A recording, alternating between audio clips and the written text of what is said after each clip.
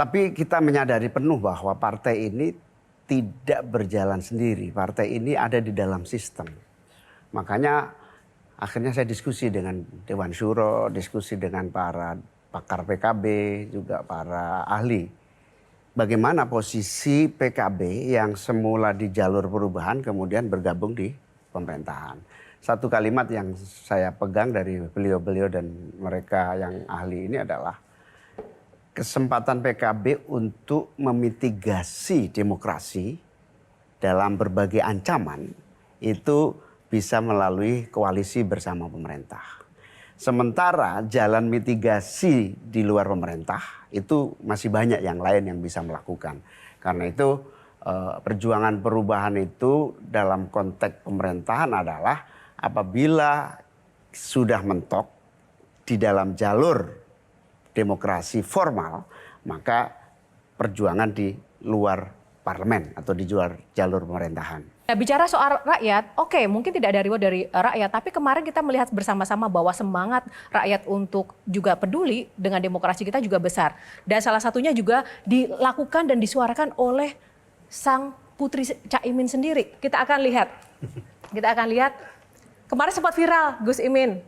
Ini adalah yang kami capture dari sang putri ya, menolak kebijakan-kebijakan jelek, menolak kinerja DPR yang serampangan, dan akar utamanya menolak monopoli kekuasaan yang mengobok-ngobok independensi partai politik melalui adu domba yang membabi buta lawan sampai ke akarnya. Nah, ini adalah dari Twitternya Mbak Rahma ya, yang memang sempat viral. Nah, ini.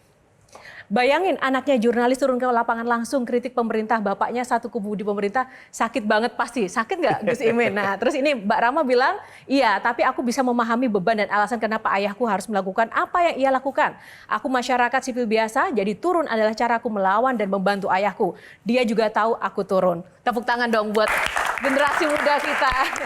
Ya, saya tahunya dia turun setelah baca Median. Tapi sebetulnya saya nggak kaget karena sehari-hari dia hampir 24 jam gebukin saya. Setiap perbedaan di pemerintah dengan rakyat itu selalu keras sana ini. Bahkan sempat bilang saya tidak akan lagi mau berpolitik kalau begini caranya, nggak akan bantu lagi ayah.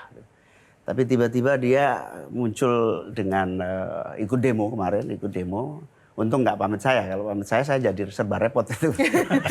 Demo dan saya kira di keluarga kami dari dulu sih ada kebebasan lah ya, masing-masing punya cara pandang, pilihan-pilihan untuk mengambil sikap dan langkah-langkah. Ya, Gus Imin, justru Sherly mungkin sampaikan dulu bahwa Sherly berteman baik dengan Rara. Oh iya. Jadi ketika tadi Rara berani mengatakan kayak begitu dan ternyata ayahnya tahu, maka justru pertanyaan Sherly, ini demokrasi seperti apa yang akan generasi kami hadapi dalam 10 tahun ke depan ketika pragmatisme dan oportunis ini dipertontonkan ke kami, Cak? Gimana menurut Betul. Cak? Menurut saya memang kita sedang dalam posisi yang tidak baik-baik saja. 30 tahun usia demokrasi dan reformasi kita, seperti yang saya sampaikan, butuh penyegaran, pemupukan, restart demokrasi. Misalnya sistem politik kita, undang-undang partai politik kita, kompetisi kita. Kompetisi kita itu 5 tahun. Mestinya kompetisi kita itu ke saat pemilu lah. Ini 5 tahun tiap hari saling cari kesalahan, tiap hari saling memojokkan. Nah kita berhasil menyatukan pilkada dan pilpres tidak terlalu jauh agar 4 tahun berikutnya kita tidak dalam posisi kompetisi. Tapi di sisi yang lain memang kita harus akui indeks demokrasi kita turun. Percaya sama saya, tidak akan pernah ada investasi besar masuk di Republik ini ketika demokrasi cacat, ketika hukum tidak tegak, ketika proses demokrasi itu oligarki. Percaya saya, gagal pembangunan kita ini. Pasti karena orang nggak trust kepada Indonesia. Tapi mungkin saya nyambung Sherly ya. Tadi kan Sherly, gimana generasi ke depan kalau ditontonin sama bapaknya sendiri, bahkan Rara tadi, pragmatisme. Masuk ke koalisi, nggak tahu Caimin dengan Kim Plus ini sedang bersiasat atau sedang berstrategi, aku nggak tahu. Pertanyaan saya adalah, kalau keliru pakar kelirumologi Jaya Suprana mengatakan Habibie itu kecil, tapi isinya otak semua. Pertanyaan saya, Caimin itu kecil, isinya apa semua?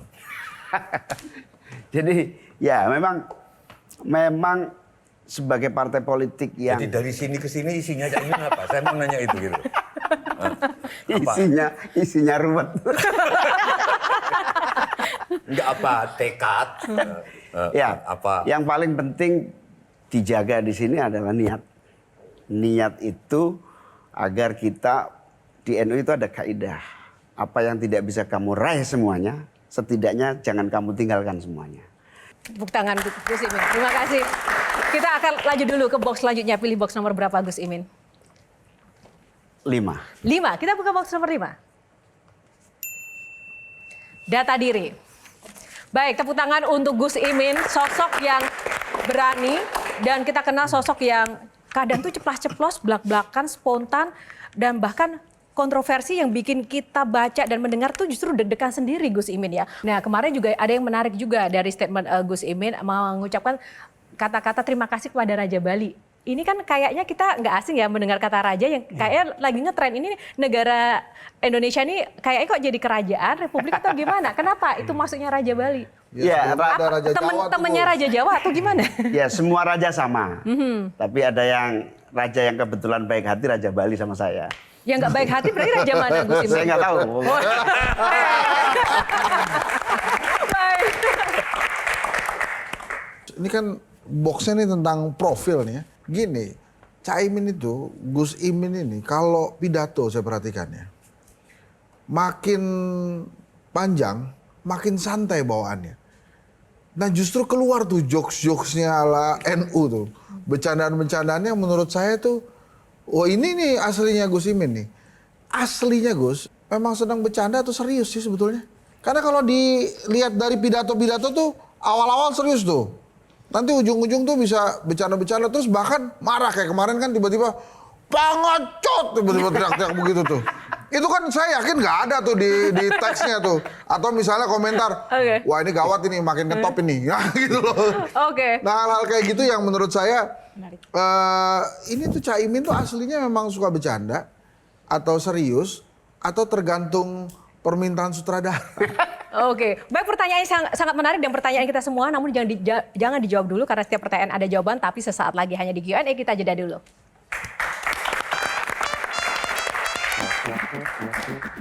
Ancaman begal terus ada maksudnya apa Gus? aku dikritik siapa aja tenang asal jangan dikritik Pak Jokowi gitu. Dia tahu nggak bakal diwarisin PKB waktu itu, makanya diambil, gitu kan.